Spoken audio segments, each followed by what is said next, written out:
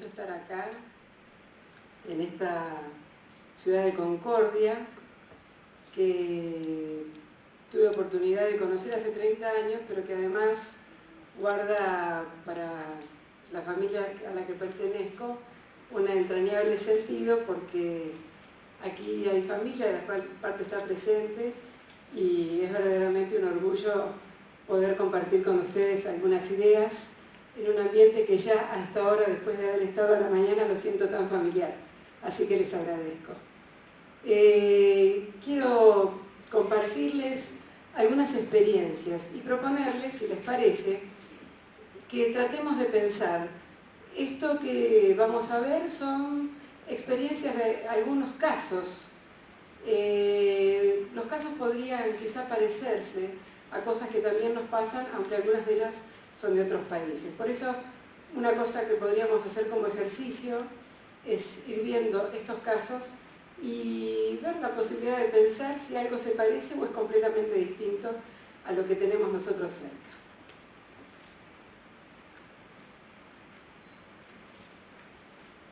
La propuesta es ver 7 casos. Son casas paradigmáticas, todas casas, todas viviendas, y están ordenadas por una línea temporal. La primera es la casa de estudio de Frank Lloyd Wright en Oak Park, Illinois, que si bien está al borde del siglo XX, en realidad se comienza a construir en esa fecha, pero luego se continúa su construcción. Luego la casa Robbie, que también está en la misma zona, allá en la ciudad de Chicago, también de Frank Lloyd Wright. La villa Tugendhat de Mies van der Rohe, que está en República Checa, ya de 1927-1930. La casa Vilamajó de Montevideo, Uruguay, que es del año 30. La mundialmente conocida Falling Water o Casa de la Cascada de Frank Lloyd Wright, que es del 34-37, ya de la ciudad de Pensilvania. La nuestra Casa sobre el Arroyo, que es del 42, obra del arquitecto Amancio Williams. Y la Casa Farnsworth, que es de Mies van der Rohe también, en Illinois, que es del año 46. Obviamente hay muchos ejemplos, tomamos estos como una referencia para pensar juntos. Estas casas podríamos decir que tienen algunas cuestiones en común.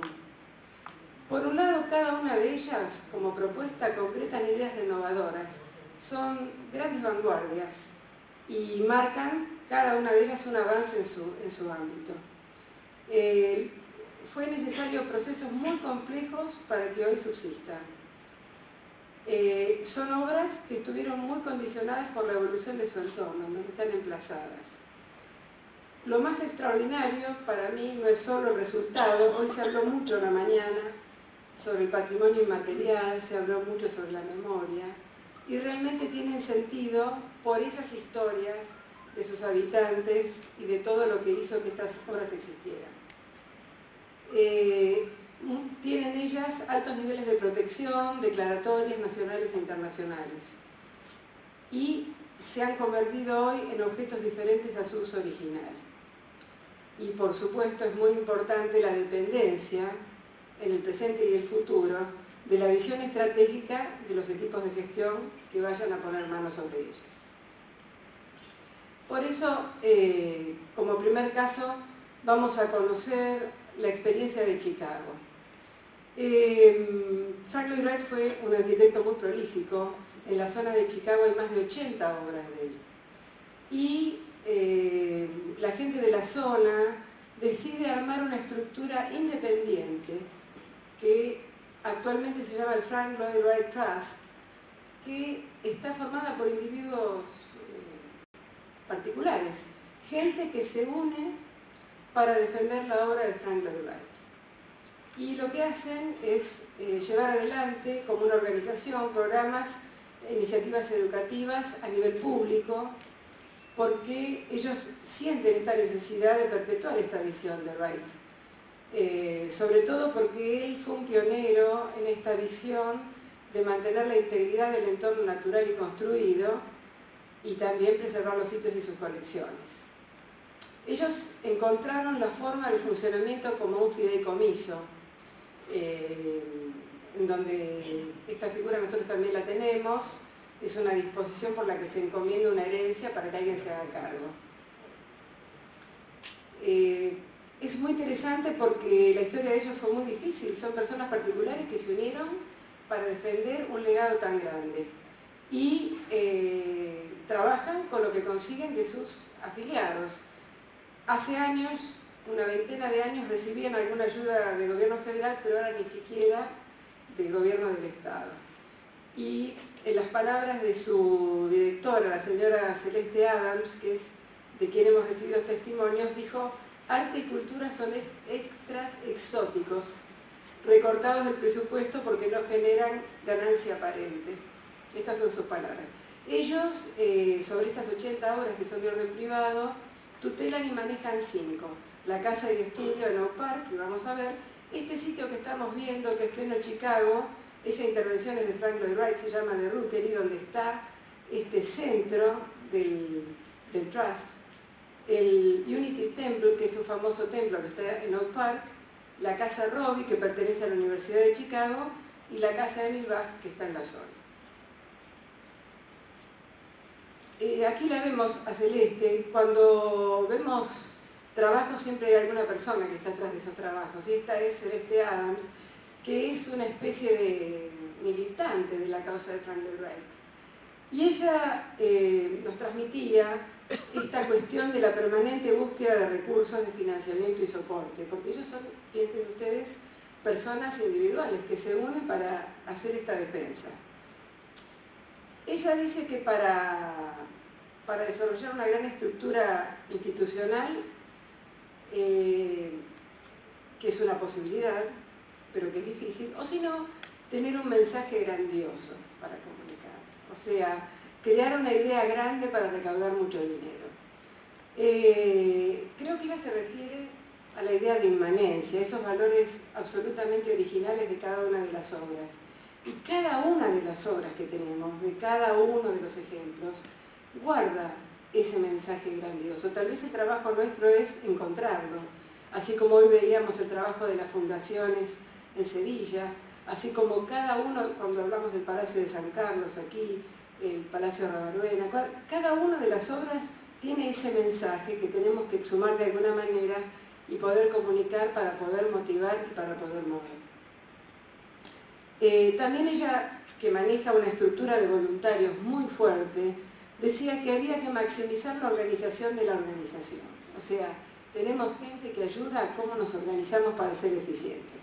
Ellos, por ejemplo, que solamente tienen tutela de estas 5 obras, sin embargo, confeccionaron un mapa de las 80 obras de Frank Lloyd Wright, que son privadas, y tratan de tener una mirada de apoyatura, si bien no tienen injerencia, pero cada vez que un propietario va a modificar algo, va a hacer una intervención, ellos están allí con la posibilidad de aportar alguna sugerencia para que esa intervención sea más adecuada. En este sitio, The Rookery, tienen un espacio donde se respira todo lo que es la obra de Frank Lloyd Wright y han logrado convocar artesanos y diseñadores y tienen un centro de ventas de objetos de Frank Lloyd Wright que es verdaderamente increíble.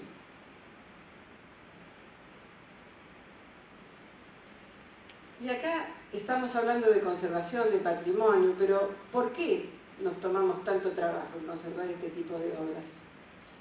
Bueno, por un lado, porque cada una de estas obras, de estas casas, de estas arquitecturas, de estos sitios, tienen que ver con la historia de todos, con nuestra historia. Y cuidarlas también ayuda a conservar el bienestar general.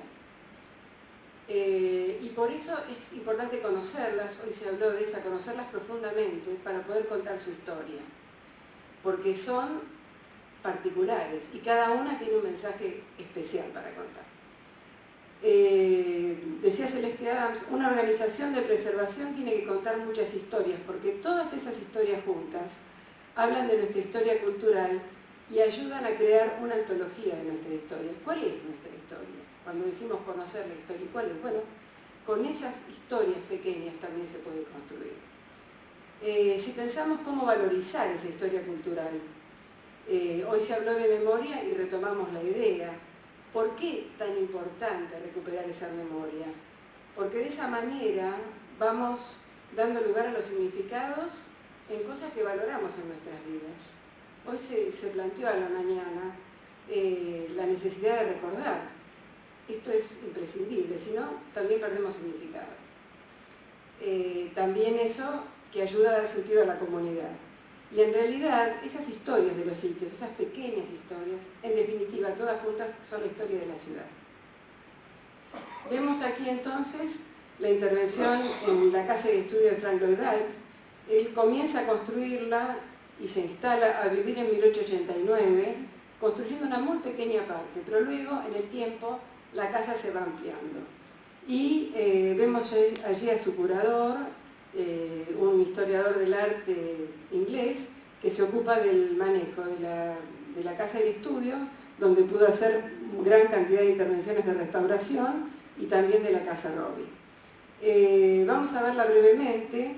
El esfuerzo de recuperar esa obra está abocada no solo a la arquitectura, sino también a cada uno de los componentes, al mobiliario, a los textiles, a todo el equipamiento, luminarias, maceteros, elementos. Y está tan bien logrado y tan natural que uno piensa que en cualquier momento va a aparecer Frank Lloyd Wright atrás de la puerta, porque verdaderamente es casi doméstico como han logrado esa atmósfera. Y también porque la obra tiene una gran cantidad de obras de arte, han intervenido varios artistas, y en lo que fue el trabajo de investigación previo a la restauración encontraron cosas insospechadas porque tuvo muchos usos el lugar, como por ejemplo vemos a la izquierda arriba un mural que estaba tapado bajo varias capas de pintura que apareció sorpresivamente porque no había registro de él. Y lo que fue toda la restauración de escultura, Frank Lloyd Wright era muy afecto a realizar exquisitos vitraux, todos ellos con piezas muy pequeñas, y todo eso está restaurado. Hablamos también de la casa Robbie, otra casa paradigmática que pertenece a la Universidad de Chicago. Antes vimos un caso de una obra que pertenece al Frank Lloyd Wright Trust. La casa Robbie pertenece a la Universidad de Chicago, que tiene un convenio con ese fideicomiso para lo que es el mantenimiento. Esta casa es sumamente importante en lo que fue esa voluntad de Frank Lloyd Wright de interpretar el espíritu de Estados Unidos, ese desarrollo de líneas horizontales, de mostrar la pradera, y quizá de todas sus obras, estas que corresponden a las casas de la pradera, esta es la más exultante de todas. Esa casa tuvo muchos usos y también fue muy deteriorada, y comenzó el restauro sistemático de todas las superficies. La estructura afortunadamente estaba bien, de todos los interiores, en un detalle que inclusive, si ustedes miran la imagen de abajo, ven una alfombra con una textura. Ese dibujo es una síntesis de la casa, es una alfombra que diseñó e hizo construir Frank Lloyd Wright, de las cuales algunas pudieron restaurar y otras tuvieron que reconstruir, realizar nuevamente, no reconstruir, exactamente como había sido en su origen. Y cada uno de los espacios, cada uno de los muebles que eran tan particulares, todo eso fue meticulosamente restaurado. Pero ya cuando estábamos en un estado de exaltación total por ver esa excelencia en el trabajo, vamos al subsuelo y el director, casi llorando, me hacía acordar las épocas que llorábamos en Casa del Puente porque no lográbamos las cosas, me muestra todo ese sector. Claro, con tantos cambios de uso, los niveles de deterioro fueron muy grandes, y ese sector todavía no lo había podido manejar, todavía no lograba el financiamiento, y todavía tenían que hacer cateos, tenían que hacer estudios estructurales, y tenían que hacer todo lo que hay que hacer para poner esa casa en vida completa. Con lo cual, bueno, mal de muchos, consuelo de tontos, pero con esto quisiera significar que los problemas de la restauración, de las grandes obras, son problemas comunes, y que, aunque nosotros tengamos dificultades, esas dificultades, con perseverancia, mucho tiempo, porque en patrimonio todo lleva mucho tiempo, y con un celo técnico es un camino para resolver. Ya en otro lugar del mundo, nos vamos a la República Checa, a visitar una casa paradigmática de la arquitectura moderna que es la Villa Tugendhat, de Mies van der Rohe. Esta obra es del año 27-30 y es una obra verdaderamente significativa en todo lo que es la historia del movimiento moderno. Es muy interesante el proceso, por eso pensé que era un ejemplo para compartir, porque hace 74 años que esa casa está pasando o pasó por muchas situaciones de peligro. La familia Tugendhat era una familia muy culta, muy afecta al arte, y si bien decía Mies van der Rohe que lo tuvo que convencer al señor Tugendhat para que le permitiera crear un ambiente tan abstracto, tan moderno, una vez que logra que él acepte la casa y que ellos vivan poco tiempo, 7 años, cambia la situación política y en el año 38 ellos tienen que huir ante la invasión alemana. Y esa casa, esa joya de la arquitectura, es ocupada en el año 39 al 45 por el ejército alemán. Imaginen ustedes un espacio de ese nivel de delicia, de cuidado de detalles, que haya un ejército ocupándolo. Luego lo ocupan las tropas rusas, peor quizás aún.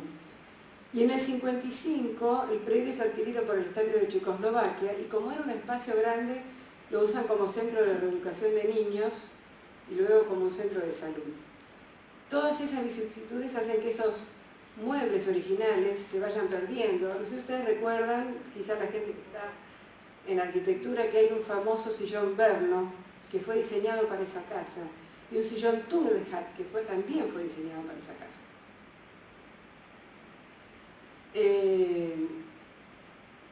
Afortunadamente recién en el año 63 es declarada Monumento Nacional Cultural y se convierte en propiedad de la ciudad de Brno. Y acá hay una cosa muy importante.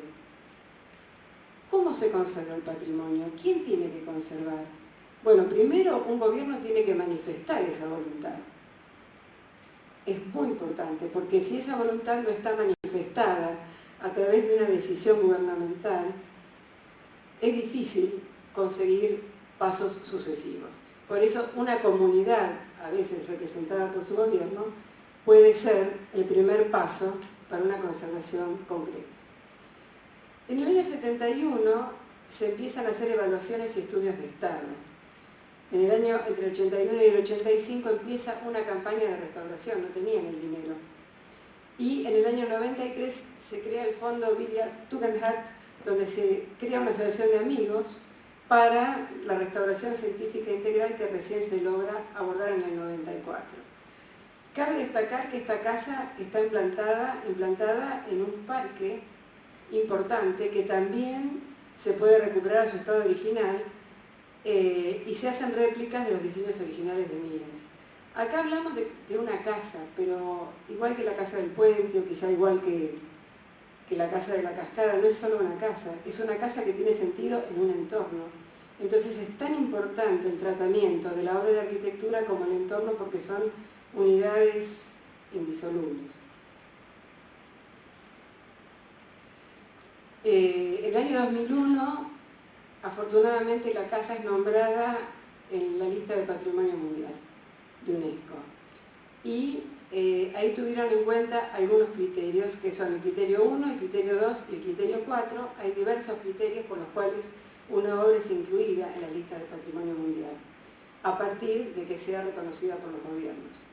Se utilizó el criterio 1, que la determina como una obra maestra del movimiento moderno en arquitectura, el criterio 2, ya que Mies van der Rohe aplicó los nuevos conceptos radicales del movimiento moderno al diseño de edificios residenciales. Fue una revolución esta casa. Y el criterio 4, que es arquitectura epitomizada dentro del movimiento moderno en la década del 20, porque luego esta casa hace como una gran difusión en su existencia en lo que fue el movimiento moderno. Pero pasó por muchas vicisitudes. Fíjense el nivel de deterioro. no solo los daños producidos por falta de mantenimiento, como humedades descendentes, sino lo que fue la depredación y la falta de mantenimiento con una ocupación tan agresiva como la que tuvo. Afortunadamente, fue tomada por un equipo de especialistas que realiza una investigación histórica supervisada por Carlos Sander y empiezan a analizar la estructura metálica que estaba seriamente dañada, esto sobre el año 2001. Y luego Ivo Hammer, que es un restaurador, pero que también es un descendiente de la familia Tugendhat. Y él supervisa la investigación y la restauración muy profundamente. Trabajaron con documentación, él hizo todo el camino crítico de cómo fue el proyecto, y esto pudieron de alguna manera sintonizarlo con los recursos que fueron contando, tanto financieros, técnicos, materiales y las posibilidades tecnológicas de la época. Y acá hay un tema importante cuando se cuenta con documentación original o con investigaciones, que hay algunos casos donde particularmente eso está disponible y permite una profundización muy grande e imprescindible para poder llegar a buen puerto, como el caso que contaban hoy de la intervención de Sevilla, que estaban verificando con escritos del siglo XIII. Bueno, una gran fortuna. Pero fíjense el estado que tenía la casa. Realmente problemas estructurales serios, pero utilizaron no solamente archivos, sino convocaron a la gente de la ciudad de Brno para ver sus datos, sus documentos y restaurar entre todos. Y acá hay un punto muy interesante, porque a veces las comunidades guardan documentación que no está en los archivos, y una comunidad puede ser sumamente valiosa en la colaboración de cuando debe recuperarse algo. A veces no sabemos las cosas que están guardadas en las familias, y compartir esa información con una comunidad puede ser algo de mucho valor y de gran respuesta.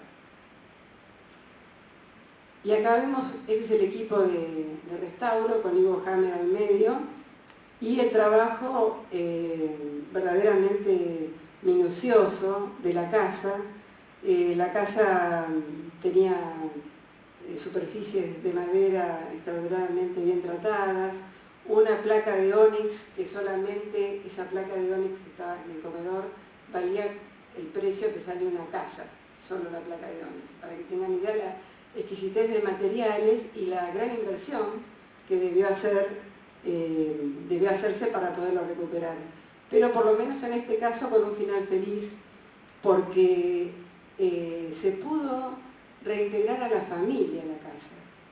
Y eso es algo extraordinario. Una casa que había sido arrebatada a una familia pudo ser devuelta. Y entonces en 2012, no hace tanto, se entrega a la familia después de ser restaurada, y Daniela Hammer Tugendhat, descendiente directo, Ivo Hammer, que fue el conservador, y el municipio de Brno hacen este acto de reintegración de este bien, lo cual habla de la importancia de que se completen los procesos. En general, muchas veces lo que vemos son al revés. Pegamos un salto y nos venimos a Uruguay, a ver una casa maravillosa de un gran arquitecto, Julio Vilamajó, que construyó para sí mismo su vivienda y su estudio. Esto está en pleno Montevideo. Vilamajó era partícipe de la masonería y vuelca en el proyecto una gran cantidad de símbolos acordes a su convicción. Y crea una casa urbana extraordinariamente interesante en plena ciudad. Y a diferencia de una villa Tugendhat, como veíamos recién, o de las casas de Wright, no está en un ámbito natural exultante, ni en medio de un parque, pero crea un ámbito interior de la casa con una verdaderamente alarde de diseño, e inventa ese espacio interior creando un jardín con una fuente y logra que desde la casa se pueda visualizar ese espacio increíble, a pesar de que el entorno no lo tenía. Esta casa estaba sumamente deteriorada y pertenece a la Facultad de Arquitectura de Montevideo. Y gracias a un aguerrido equipo de restauradores liderados por la arquitecta Mónica Nieto, se logra recuperar la totalidad de la casa. Se trabaja en estructura, mobiliario, el equipamiento completo. Como ustedes vieron, se reintegraron las especies vegetales. Y una casa que estuvo muchísimos años cerrada al público, hoy es una casa museo, la primera casa museo del Uruguay, que se convierte en esta categoría en 2012. Pegando otro salto, nos vamos al medio de Estados Unidos. La casa de la cascada de Frank Lloyd Wright está, podríamos decir, en medio de la nada. Llegar allí es solamente el resultado de un acto de convicción, porque realmente es muy difícil, está lejos, porque la familia Kaufman, que eran los propietarios, era lo que querían estar tranquilos. Entonces se fueron al medio de Estados Unidos, lejos de todo, y no hay otra manera de llegar que no sea por auto después de varias horas, por lo menos desde la ciudad de Pittsburgh. Pero lograron, a través de la visión de Frank Lloyd Wright, esta obra única que fue luego inspiración de muchas obras posteriores, como por ejemplo la casa sobre el arroyo de Amancio Williams. Esta casa que está absolutamente implicada con la naturaleza, porque lo que hace Wright es simplemente, quizá me daría la impresión de que corre los árboles y pone la casa ahí, o mira el río Mill Run desde arriba y se asienta nada más, ¿no es cierto? Logra una obra de gran complejidad, también encargada por una familia sumamente culta. El encargo, en este caso, viene por parte del hijo de los Kaufman, que eran comerciantes exitosos de la zona de Pensilvania, y el hijo que trabajaba en el estudio con Wright queda tan prendado de la maestría de su mentor que lo invitan a crear esta obra maestra que bueno, como ustedes ven, hay muchos postulados que él concreta en esta obra, pero así como la ven terminada y así como la ven con más de 300.000 visitas por año, hay personas atrás de ella. Y debo mencionar a Linda Wagoner, que es su directora. Ella, con muchas vicisitudes también, crearon una institución que se llama el Pennsylvania Trust. Esa figura del Trust, National Trust, es una figura que hay en muchos países, de gente que se junta para conservar el patrimonio. Más de 100 en países existe. Y ella, cuando era estudiante, daba visitas guiadas. Y luego se quedó y hoy día es la directora. Es tremendo porque es un perro de presa, como ella conoce todos los estamentos, desde la visita guiada hasta los aspectos de la restauración, hasta los aspectos estructurales, hasta la dinámica del museo, toda la cuestión de obtención de fondos. Es verdaderamente una persona que está en absolutamente todos los detalles. Ella es una de las creadoras de un famoso sitio de casas del movimiento moderno que se llama Iconic Houses. No sé si alguno de ustedes lo ha visto en internet, si no les recomiendo. Es Iconic Houses y ellos van mostrando obras de todo el mundo del movimiento moderno y ella es una de las creadoras. Hace poquito la tenían bastante bien restaurada, tuvieron un problema con la crecida del río y no pude obtener fotos del deterioro, pero nuevamente se dañó. Y esto habla de que son luchas contra los elementos, verdaderamente, de manera continua. Y hablando de eso, y en algo que hoy hicimos un recorrido por la ribera y nos contaban cómo se desborda el río, también en Illinois está la famosa casa Farnsworth, también obra de Mies van der Rohe, que es una obra del 46. Esta casa fue encargada a Mies van der Rohe por una doctora en endocrinología, Edith Farnsworth, que lo conoce a Mies, que estaba trabajando en edificios en Chicago y le encarga su casa de descanso de fin de semana. Ella era propietaria de un terreno al lado del río Fox y bueno, él decide que va a hacer una casa para ella y crea este ícono de la arquitectura que verdaderamente es algo extraordinario. Sabían que ese terreno al lado del río era un terreno inundable, por eso Mies decide elevar la casa. También él quiere ofrecerle a Edith una especie de máquina de habitar que concretaba la síntesis de sus ideas tan abstractas. Claro que eso fue muy difícil porque era tan abstracto que era difícil vivir en esta casa.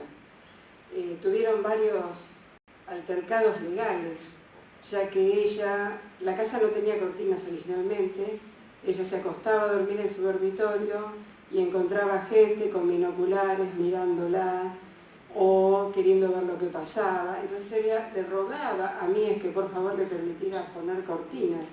Y Mies, intransigente, decía que no, porque esa obra era transparente y esa era la manera que tenía que ser.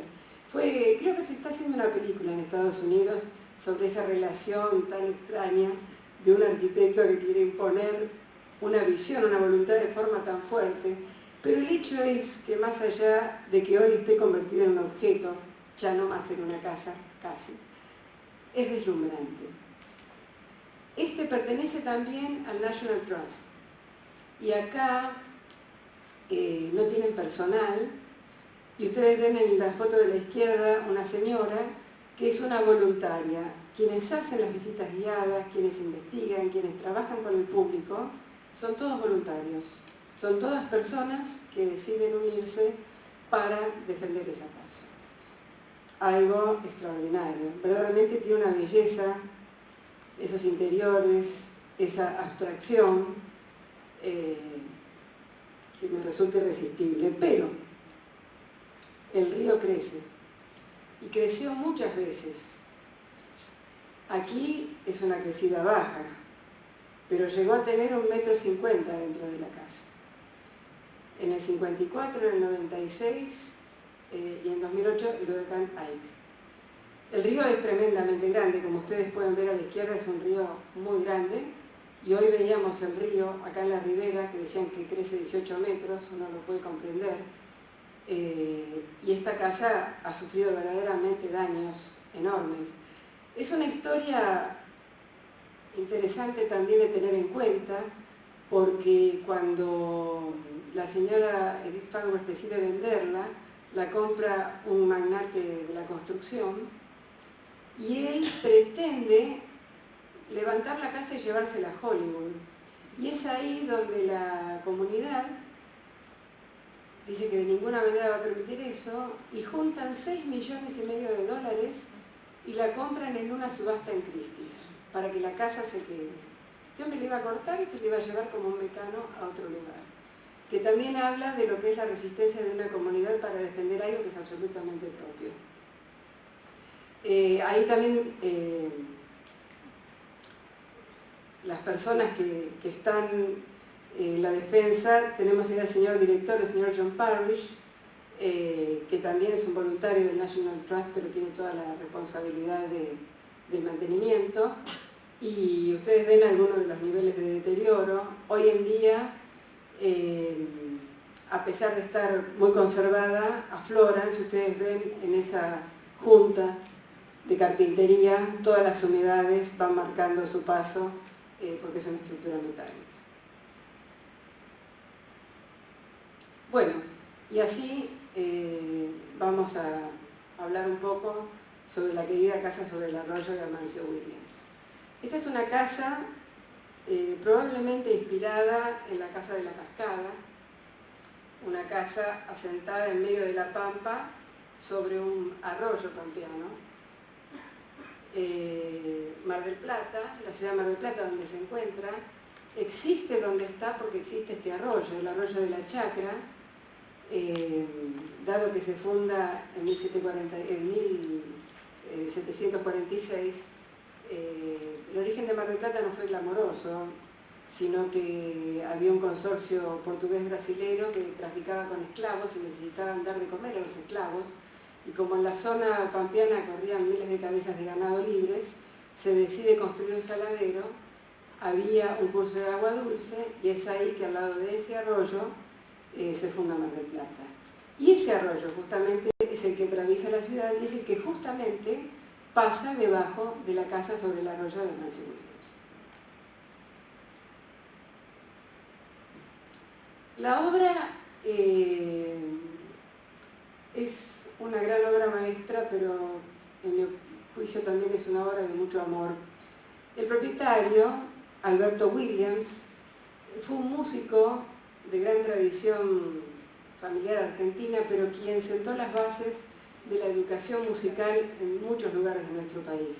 Y fue quien hizo la versión sinfónica del himno nacional argentino. O sea, la versión que cantamos los argentinos hoy tiene la intervención de la mano de Alberto Williams. Ese era el propietario que compra ese predio atravesado por un arroyo. Y encarga, él tenía 80 años en ese momento, a su hijo, arquitecto Amancio Williams, la construcción de una casa estudio musical. Y Amancio, conjuntamente con su esposa, Delfina Bunge, desarrollan y construyen esa casa. Aquí lo vemos a Alberto, a poco tiempo de haber inaugurado la casa, en su estudio. Y justamente el motivo por el cual Amancio desarrolla este proyecto es atendiendo a los requerimientos de su padre. Alberto Williams recorría el país escuchando los sonidos y con esos sonidos componía. Y tiene una cantidad de sinfonías dedicadas a los distintos lugares del país. Entonces, Amancio crea una casa que está elevada a la altura de los árboles donde están los pájaros que cantan. Pero tenía un terreno grande, un terreno de 2 hectáreas, y decide plantar la casa justamente sobre el arroyo. Y no es una decisión sin sentido, porque es el arroyo, es el agua que justamente convoca más cantidad de pájaros y más cantidad de sonidos para el tema de la composición de Alberto. El terreno tiene también un pabellón de servicio, que en sí mismo es una joya, es una obra de planta circular, y nada de lo que hay en el terreno, ya sea esa casa, que es como una caja apoyada sobre un arco, ni este pabellón de servicio circular con techos cónicos, están puestos al azar, ya que esta forma del pabellón de servicio surge de respetar cada uno de los árboles que estaban en el lugar, y ese es exactamente, están a 60 centímetros, 70 centímetros del pabellón, no corta ningún árbol, interpreta ese sitio y obra en consecuencia. Por eso, cuando en 2012 la Municipalidad de Mar del Plata, después de muchísimos avatares, adquiere el predio, se desarrolla un plan de manejo sustentable para restaurar la relación de los edificios con el parque y con la comunidad. No se trató del restauro de una obra de arquitectura, porque el parque tiene gran cantidad de habitantes. Y ahora hay un fenómeno muy interesante, que con la tala indiscriminada que ha habido en toda la zona frutícola alrededor de la ciudad de Mar del Plata, las aves vuelan al interior de la ciudad donde hay parques. Entonces hay una gran cantidad de aves, inclusive algunas que están en extinción, que se están reproduciendo en el parque, como por ejemplo los lechuzones orejudos que ustedes ven ahí. Y también una variedad exótica para la pampa húmeda no tiene árboles, que están en ese lugar y que curiosamente, por abandonos que sufrió la casa, se han regenerado una cantidad de especies nativas que de otro modo se hubieran perdido.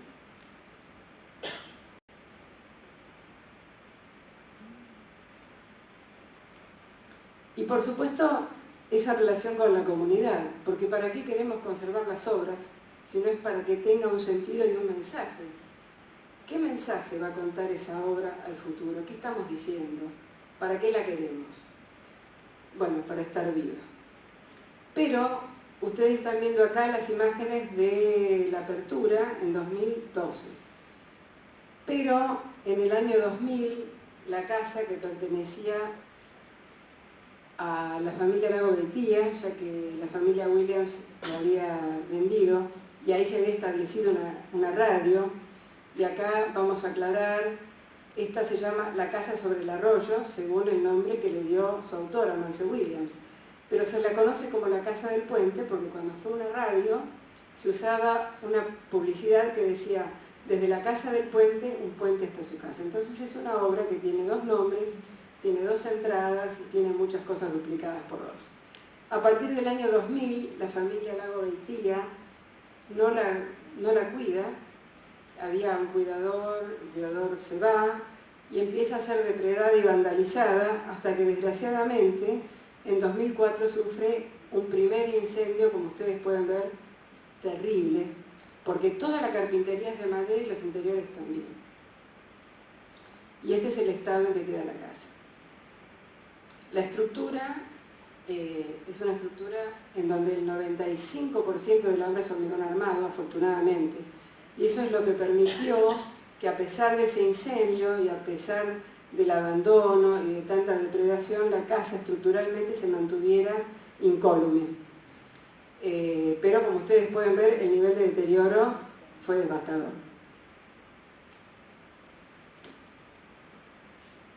Cuando uno ve entonces ese objeto en ese parque y se pregunta el sentido de la conservación de esta arquitectura, porque es, como decíamos, la obra y su parque, además un parque exótico, son robles que fueron plantados hace más de 100 años por Matilde de Anchorena, por un paisajista belga, François Verstraeten, pero es esa obra a la cual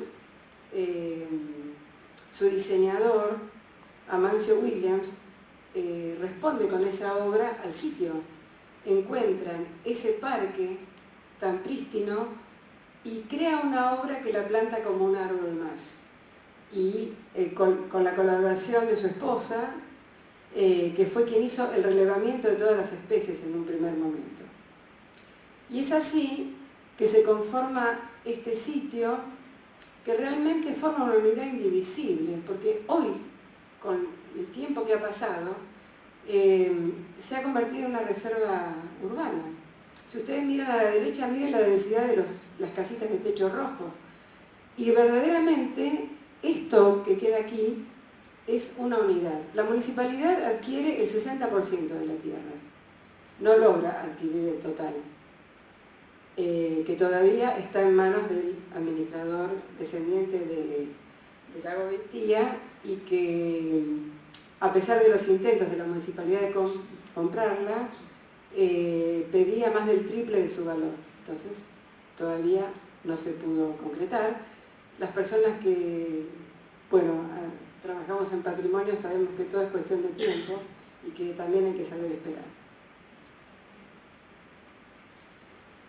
Afortunadamente, Amancio Williams fue tan prolífico y guardó cada boceto, cada detalle de cada diseño, desde el primer esquema hasta la obra en detalle uno en uno. Y eso ha sido atesorado y sistematizado por el archivo Williams, que dirige su hijo Claudio, y también afortunadamente se firmó un convenio con la Municipalidad de Mar del Plata donde permitió copiar la digitalización de 600 planos y documentos que son el insumo básico para cualquier intervención y para todo lo que fue los planes de restauración. Y el trabajo que se realizó fue un trabajo a nivel municipal. Como los recursos no eran muchos, se pudo hacer un trabajo sumamente interesante con muchas áreas municipales, aprovechando los saberes de una cantidad de profesionales. A veces uno tiene que buscar afuera, pero a veces hay cuadros y especialistas que uno puede aprovechar desde la universidad, desde la municipalidad, articulando con otras instituciones como la universidad o colegios de arquitectos, que es la realidad de los recursos que tenemos. A veces hay dinero, a veces hay cosas que no son dinero. Y se creó una asociación de amigos para colaborar también en los emprendimientos, hablando de toda la cuestión de las dificultades de los manejos económicos, porque el museo no maneja dinero, pero sí lo puede hacer la asociación de amigos. Y luego otras áreas como facultades de arquitectura y diseño de la universidad, el Centro Internacional para Conservación de Patrimonio, y facultades como ciencias exactas, ingeniería, que han colaborado en muchas consultas técnicas. También el Club de Observadores de Aves, Defensores del Patrimonio, otras instituciones que se siguen sumando. La cantidad de obras, a pesar de no haber podido restaurar o de haber aplicado el restauro completo integral de la casa, tuvo muchísimas instancias. En primer término, se hizo un lavado. La casa es hormigón visto, martelinado, una superficie maravillosa porque además Amancio, en su búsqueda de exquisitez, puso como agregado grueso una piedra roja que se llama granito rojo de la Barría, que le da una tonalidad. Pero hacía tantos años que la casa estuvo en la humedad, el bosque es muy umbroso, que se hicieron lavados a baja presión, con agua dulce y cepillados a mano con cepillo y jabones neutros, para devolverle parte de los tonos originales. Estaba todo lleno de microorganismos, hongos, etc. También se hicieron estudios de suelo. Yo me acordaba cuando veía hoy todo el tema de cateos, porque como está en la zona de un arroyo y el arroyo ha cambiado su curso, lo primero que pensamos fue: esto pasa de ser una vivienda unifamiliar para 4 personas a convertirse en un museo que a lo mejor en un momento tiene 200 personas adentro. Entonces, ¿lo puede resistir? El terreno lo puede resistir. Con lo cual empezamos a hacer cateos en todo el terreno y también calicatas al lado de la estructura a ver cómo estaba la compacidad de ese terreno. Y ahí descubrimos, las fundaciones son enormes porque no tiene tensores, esa compresión, la estructura, que Amancio Williams había apisonado la tierra, con lo cual la capacidad portante del terreno era 5 veces la que se hubiera esperado en ese lugar. O sea, no dejó ningún detalle al azar. También se hicieron trabajos de saneamiento en el parque, porque con tanto tiempo abandonado, las hiedras habían tomado los robles, se hicieron desmalezados, y también algunas cuestiones como por ejemplo extracción de asbestos, porque se utilizaban hace muchos años para aislar las chimeneas, y había asbestos antiguos ahí, con público directamente se removieron. También se iniciaron las tareas de restauración del pabellón de servicio. Esta obra quedó trunca por falta de presupuesto, lamentablemente. El objeto era, ya que era el servicio de la casa, pasar a ser el servicio del museo y funcionar a las oficinas de atención. Pero bueno, habrá que esperar más todavía. Una de las cosas más apasionantes fue poder restaurar el curso de agua. Esta es la casa sobre el arroyo, pero el arroyo fue entubado hace más de 50 años. Y la verdad que en el proyecto de intervención, la restitución del agua estaba al final del proyecto. Pero la realidad dijo que no había presupuesto para esa restauración. El público decía: ¿y el agua? ¿Y el arroyo? Y ahí surgió la idea, que fue posible a través de los especialistas de obras sanitarias, que tienen un equipo de expertos y también de operarios con mucho corazón. Se decidió reintegrar y realizar un desarrollo de 120 metros con una fuente que circula de manera artificial y que recrea esta condición del arroyo. Se restauró también un puentecito original, de lo cual le habían quedado solamente 2 piezas, todo basado en lo que fue la documentación que teníamos. Y es así que se recupera este ámbito, esta espacialidad y esta condición. Y de pronto la casa sobre el arroyo se convirtió en la casa sobre el arroyo. Una cosa es explicar que había un arroyo, otra cosa es tener agua que corre, y recuperó también la biótica, y recuperó los pájaros, y recuperó los sonidos. Y la primera sorprendida fui yo, que agradecí mucho a la gente y al que se hubiera podido hacer eso, porque nosotros pensábamos que, creyendo que se iba a poder restaurar la casa, íbamos a tener andamios, sobre el curso del agua, no iba a ser posible, pero como no se restauró, pudimos restaurar el arroyo. La última actividad, a mí me tocó trabajar hasta el año 2015, fue dejar una protección en la cubierta para que no hubiera ingreso de aguas. Esto está fuera de lo que fue el proyecto de restauro, porque esa cubierta tiene placas. Pero como eso no se pudo abordar y entraba muchísima agua, solicitamos permiso a la Comisión Nacional de Monumentos, porque este es un monumento histórico artístico de la Nación, de la misma categoría del Cabildo, para que nos autorizaran a poner esa membrana para detener el agua hasta que se pudiera trabajar la restauración integral. También la casa fue sumamente grafitada porque fue vandalizada y se desarrolló un proyecto para trabajar con especialistas de restauro y estudiantes de escuelas técnicas secundarias que lamentablemente no pudimos implementar, pero lo quería compartir porque la idea era que los restauradores estuvieran trabajando, pero que dieran visitas guiadas a los estudiantes y que les permitieran a algunos de ellos, por ejemplo, limpiar 1 centímetro cuadrado de esa superficie, meter mano con su supervisión, cuando otros estudiantes registraban el hecho, mientras tanto otros hacían distintas tareas. Porque realmente cuando uno toca el patrimonio, cuando uno se involucra directamente, a uno también le pasan cosas.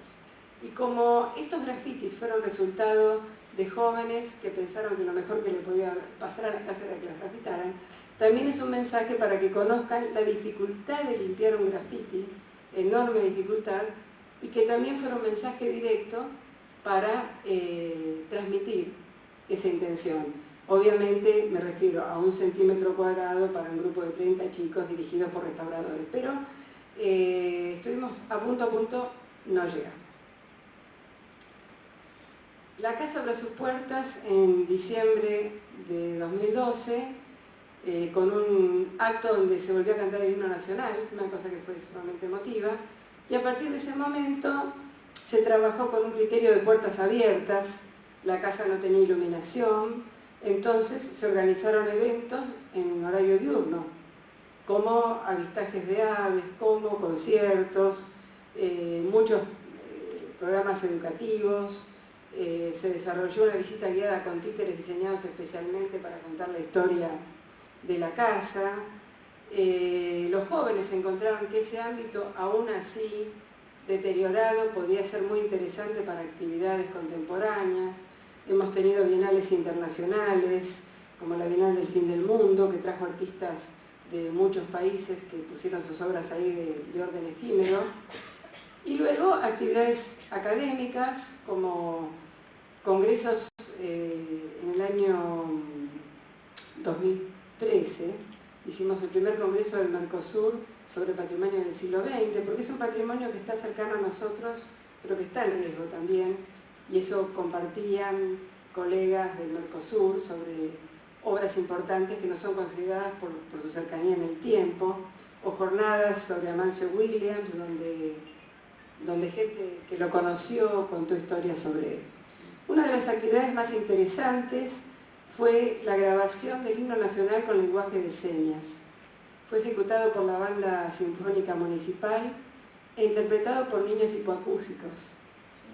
Fue muy conmovedor porque la banda ejecutó el himno, una maestra que escuchaba el sonido le daba la indicación a una maestra sorda que a su vez le daba indicación a los chicos, y ellos ejecutaron con lenguaje de señas las palabras del himno, el canto, ¿no es cierto?, los líricos. Y esto se pasa como señal de apertura de uno de los canales de cable de Mar del Plata todos los días. Que, bueno, fue una experiencia interesante. Hay muchas cosas que se pueden hacer. Bueno, hay que comprender que estos procesos llevan tiempo. Por el momento, la casa, que sigue funcionando como museo, ha recuperado su agua, ha recuperado su puente y está estabilizada. ¿Cuánto tiempo hará falta para que se restaure completamente? No sabemos, pero algo sí es importante. Pensar qué va a hacer y quiénes vamos a hacer. Muchas veces veces se espera que la ayuda venga desde el gobierno nacional, bajando al provincial, para llegar a nuestros ámbitos regionales. Pero quizá tendríamos que mirar, si no trabajamos al revés, si no trabajamos desde el sector, desde el barrio, desde la conciencia directa de los actores directos, de lo que están directamente en relación con el lugar, con un mensaje fuerte para ver cómo nos conectamos con la región y desde ahí cómo nos conectamos con el mundo, porque ahora tenemos otras circunstancias. Hoy recordábamos la Casa Curuchet de La Plata, que es Patrimonio de la Humanidad, obra de Le Corbusier, y fue construida por Amancio Williams. Cuando Le Corbusier le manda a Amancio los planos, le manda un sobre con dibujos. No había internet, no sé qué harían, si hablaban por teléfono o no. Era una conexión totalmente diferente. Hoy tenemos redes sociales. Hoy, desde un pequeño lugar, podemos llegar al mundo, si tenemos la manera de hacer esa conexión. Por eso, la localización donde se sitúan las obras, con sus caracteres, con sus grupos sociales, deben ser apreciadas por el barrio donde pertenecen, porque si nosotros logramos sensibilizar esa comunidad inmediata, no otro que está lejos, esos de ahí, la verdad que es una fuerza muy grande para la salvaguarda de los sitios.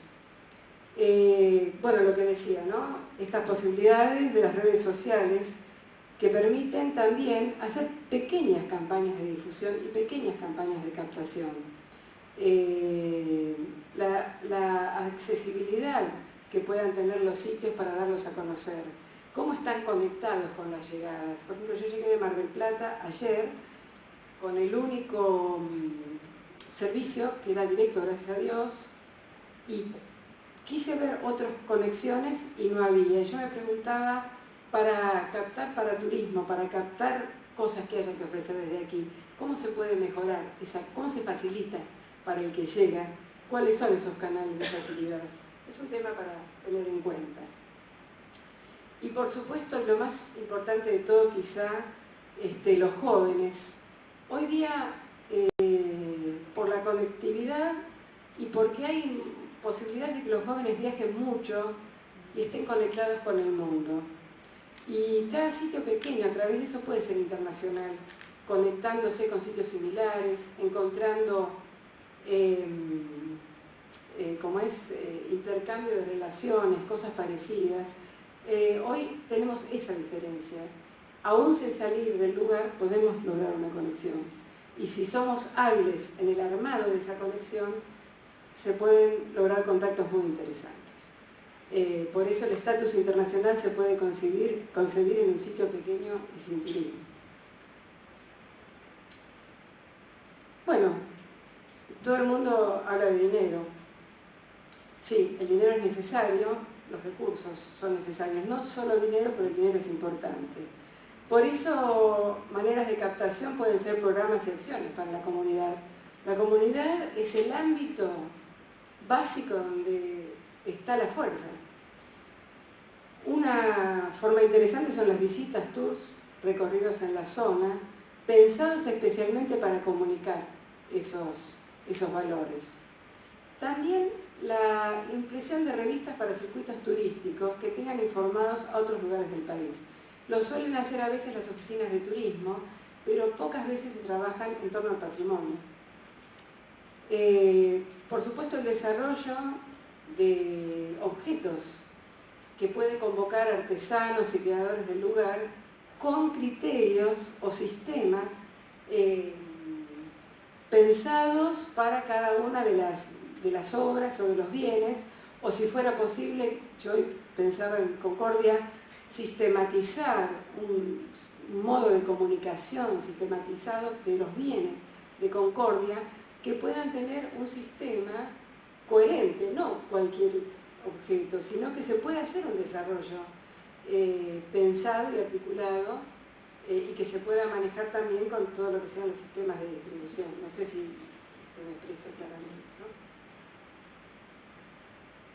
Bueno, todo lo que sea tener las redes sociales, por supuesto, los sitios web, captar donaciones independientes. A nosotros nos ha pasado mucho en la Casa del Puente, que tuvimos mucha dificultad de cobrar entrada porque a veces no teníamos cajeros y la gente quería ayudar y le decíamos, pero no le podemos recibir. Y dice, bueno, no importa, le compro más entradas para ayudar.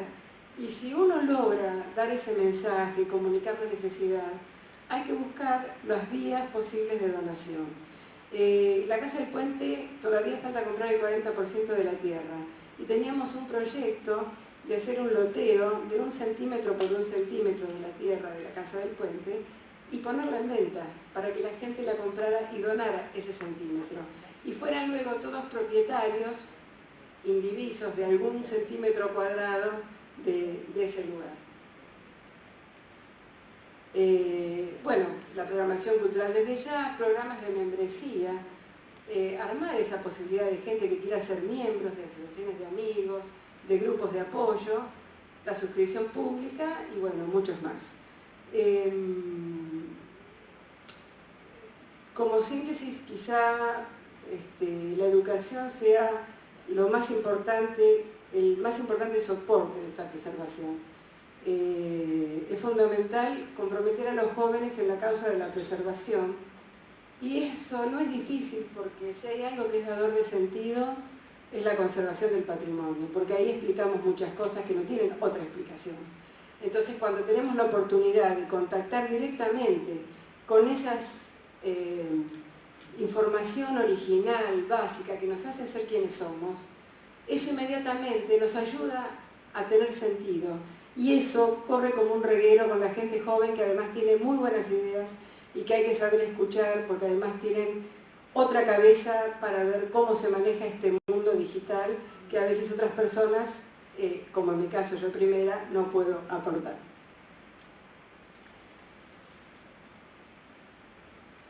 Entonces, en definitiva, son todos desafíos, ¿no? En una agenda que es abierta, porque esto solamente sería para empezar a pensar juntos. Por un lado, la necesidad de una adecuada conservación integral. Eso sí, hay que verlo en su totalidad. No es restaurar un edificio, no es restaurar un parque o un sitio, no es pensar en un negocio de venta de objetos, no es pensar en una publicación. Hay que pensar en esa totalidad. ¿Cómo se inserta esa restauración en esa comunidad? ¿Cómo es la cuestión técnica que debe ser estricta? ¿Cómo es la investigación previa? ¿Cómo es esa comunicación? ¿Cómo se despierta el corazón de esa comunidad para que esté dispuesta a acompañar esa salvaguarda? Y eso es a nivel local, regional e internacional. Eso es posible.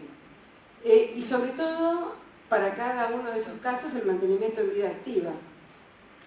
Si nosotros conservamos algo y lo terminamos con un moño y lo cerramos, ¿para qué lo queremos? ¿Qué mensaje tiene para el futuro?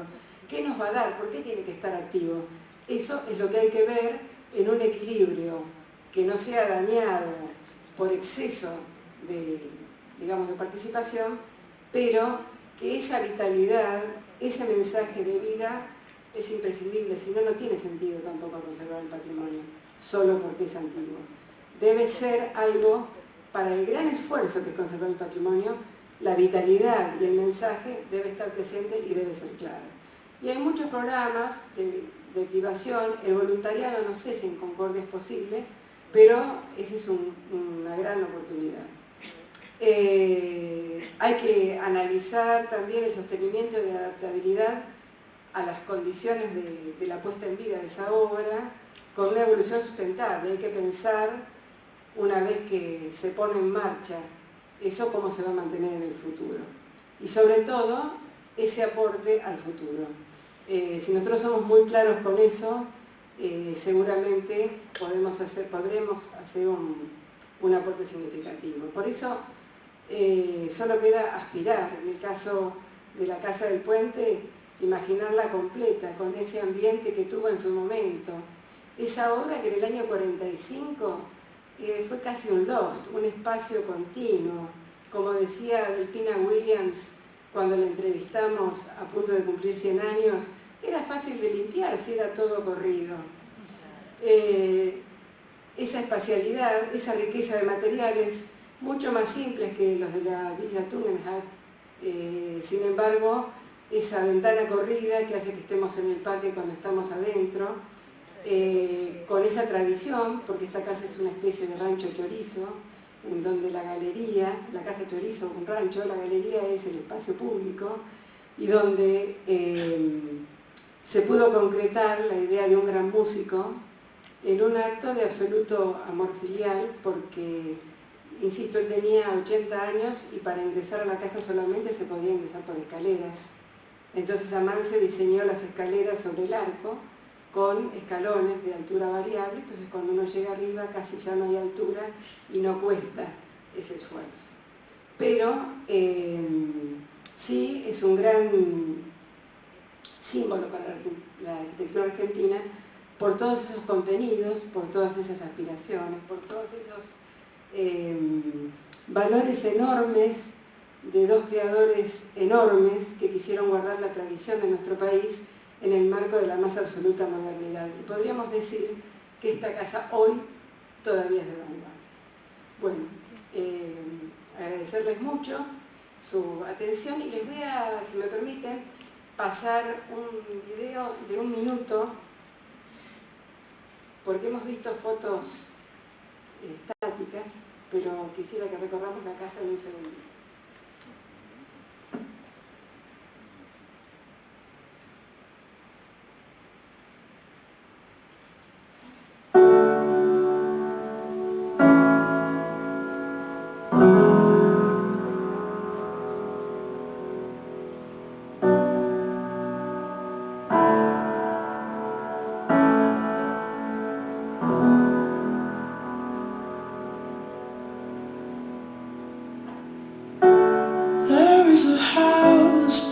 Out of stone, wooden floors, walls and window sills, tables and chairs warmed by all of the dust. This is a place where I don't feel alone. This is a place where I feel at home.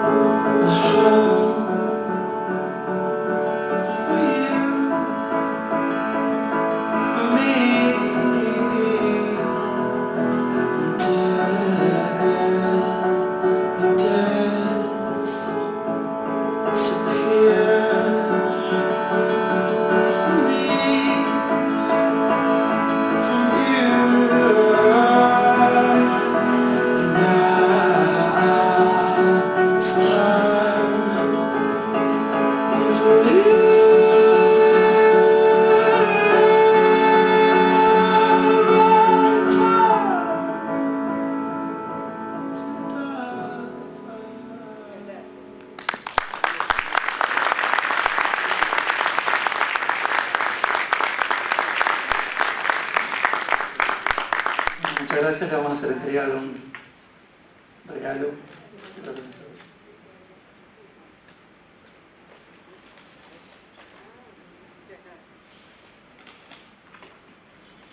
¿Podemos hacer algunas preguntas, consultas?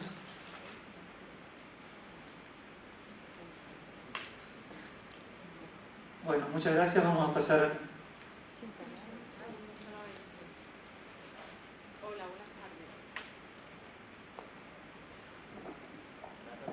Hola, solamente felicitar a Graciela por el entusiasmo, por el esfuerzo en mantener esta casa, lo que nos ha contado. Gracias a gente como tú, tan implicada, con tanto esfuerzo, se puede conseguir las cosas que hemos visto. Y solamente comentar esta conexión Sevilla-Argentina, con que nosotros en la Escuela de Arquitectura estudiamos esta casa, hacemos un análisis histórico, constructivo, estructural y después hacemos una propuesta de ampliación, y me ha encantado que lo hayas contado aquí porque nos une mucho más y he aprendido muchísimo con tu conferencia. Gracias. Bueno, pasamos al siguiente panel. Yo quiero agradecerle porque realmente nos dijo un mensaje muy grande, muy importante, en una frase muy simple: paciencia, que es la preservación del patrimonio para lograr el objetivo de la recuperación de nuestra historia.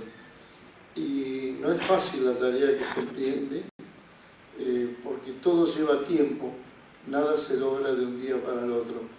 Y lo que usted ha manifestado en su charla, que he tenido la suerte en otras oportunidades de escucharla,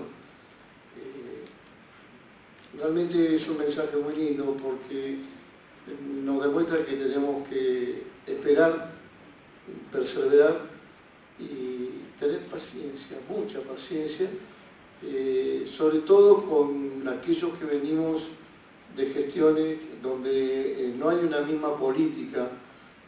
No es un partido político a lo que me estoy refiriendo, sino no es la misma política que tienen los distintos funcionarios de turno, llámese intendente, gobernadores, presidente, que no hay un proyecto de país o de ciudad y tenemos que tener tiempo y trabajar todos juntos para lograr el objetivo de decir qué es lo que queremos lograr, o sea, qué proyecto, qué queremos de ciudad y qué es lo que tenemos que preservar para el futuro de nuestro pasado. Gracias.